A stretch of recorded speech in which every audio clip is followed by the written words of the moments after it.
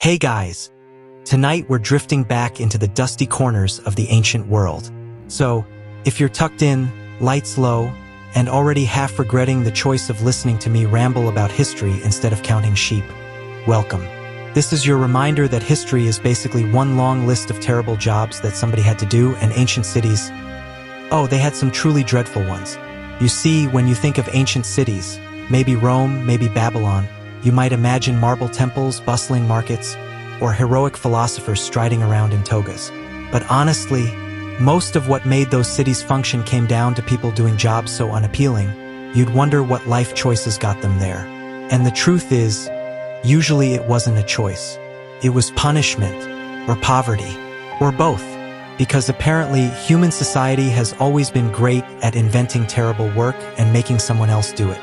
Let's start with the fullers of ancient Rome. These were the people in charge of cleaning clothes. And I know, cleaning clothes doesn't sound awful. Laundry? We all do it. But Roman laundry had a twist. Instead of detergent, they used urine. Yes, you heard that right. Big jars of it, collected from public urinals set up around the city. The ammonia in urine made it a decent cleaning agent, but it meant that the fuller's workshop smelled like, well, imagine standing inside a public restroom on a hot summer's day for 12 hours. And before you think, well, maybe they got used to it. The Romans themselves constantly mocked fullers for the smell. They were essential but despised. Imagine being the guy who keeps everyone else's togas white, and yet you're also the punchline at every dinner party. Of course, the Emperor Vespasian actually taxed urine collection itself because, as he said, money doesn't stink, which is a great line, but easy to say when you're not knee-deep in vats of other people's bathroom donations. Now, if we float over to ancient Egypt, we'll find another gem of a profession: the lickers of wounds. Yes, that was a real thing. The Egyptians were advanced in many ways: medicine, engineering, even cosmetics, but they also believed that saliva had healing powers. So, when a soldier got injured, someone's actual job was to lick the wound clean. Not exactly glamorous. And since infection was basically guaranteed, it wasn't glamorous for very long.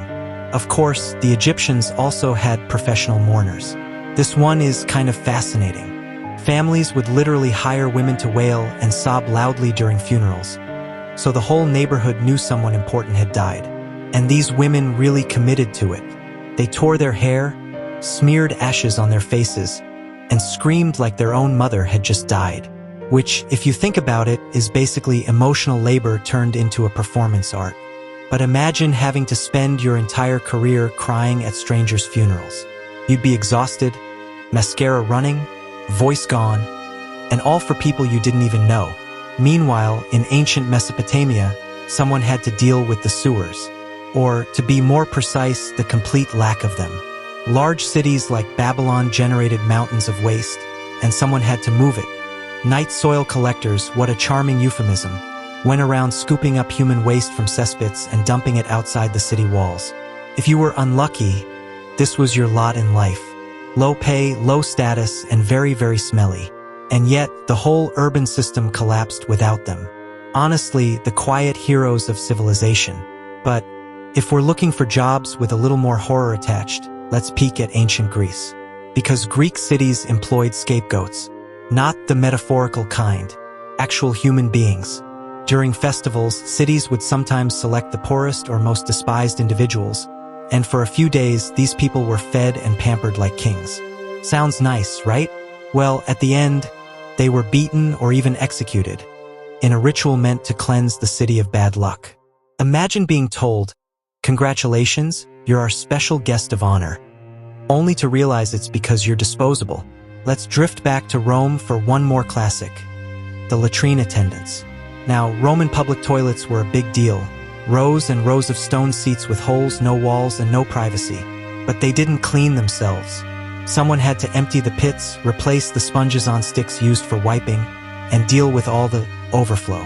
The latrine workers' reward for this thankless task? Constant jokes about their stench and probably a very short lifespan.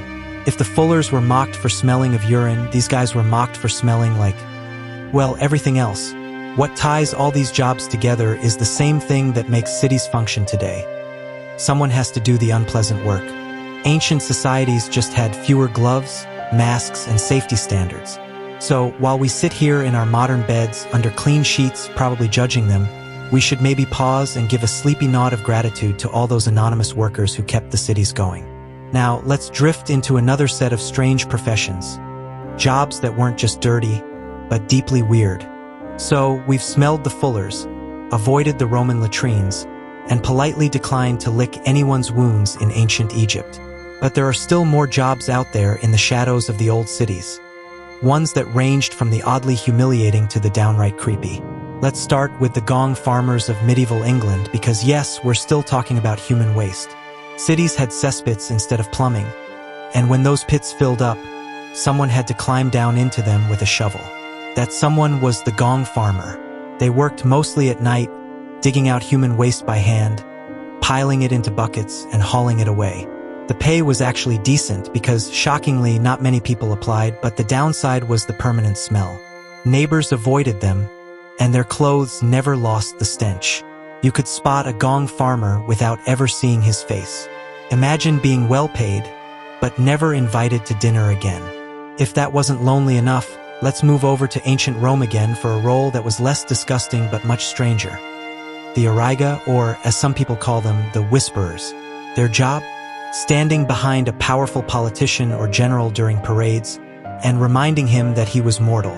You've probably heard the phrase, "Remember, you are only a man." That was whispered by a slave directly into the ear of the triumphant commander as he rode through the cheering crowds. The job itself wasn't physically dirty, but can you imagine the awkwardness? Spending hours walking behind your boss, leaning in every few minutes to murmur, "You're mortal, don't get cocky." I mean, motivational speaking takes many forms, but this one must have been exhausting. Meanwhile, in the bustling cities of Mesopotamia, there was a job that might sound like a modern stand-up gig gone wrong. The professional curse deliverer. These people were hired to chant curses at your enemies, often in public, in the middle of the marketplace. Loud, dramatic, and repetitive. Basically, an ancient version of bad Yelp reviews except shouted to the whole neighborhood. And while it sounds mildly entertaining, it wasn't a free-for-all. If the curse backfired, the deliverer might end up blamed and punished. So, yes, you could end your day unemployed and cursed. Let's float to Egypt again, because they had another unusual profession, the parasite eaters. This is not a glamorous title, I know. But in wealthy households, certain servants were tasked with inspecting their masters for lice and other charming little creatures. They would spend hours combing through hair, sometimes even eating the lice afterward to show they had done their job. Was it symbolic? Was it just to gross everyone else out? We don't really know, but someone somewhere thought it was worth putting on the payroll. If that doesn't make you itch, maybe this will. In ancient China, there were night watchmen whose job was to walk through the streets at night, banging gongs or clappers to scare away thieves and ghosts. Yes, part of their responsibility was to keep spirits at bay. Because, of course, cities weren't just full of crime, but also of supernatural anxieties. Imagine working all night in the dark, with only a drumstick and some wood blocks, trying to convince yourself that you're not terrified too. The pay wasn't great, and the neighbors didn't love being woken up every hour, but hey, it was job security. And speaking of nighttime anxiety, let's not forget the Roman corpse collectors. Whenever there was an outbreak, plague, famine, or just a really bad week, these workers had to go door to door, loading bodies into carts and carrying them outside the city. No protective gear, no gloves, and usually no thanks. The Romans liked to keep their cities looking lively, so dead bodies had to be removed quickly, which meant a group of very unlucky men spending their nights dragging corpses out of tenements. Needless to say, turnover was high. Finally, let's give a gentle nod to the execution assistants. Not the headsmen themselves, who at least got a grim sort of fame, but the poor helpers who had to tidy up after.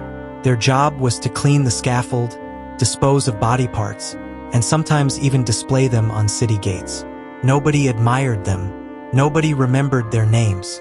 But without them, the whole terrifying show of public punishment would have been incomplete. And so, ancient cities thrived on the shoulders of these forgotten workers.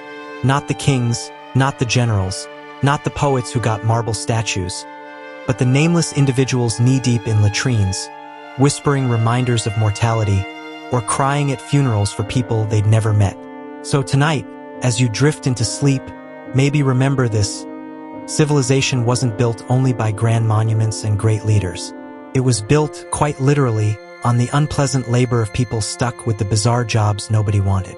And in their own quiet, uncelebrated way, they kept the whole thing from collapsing. Sweet dreams.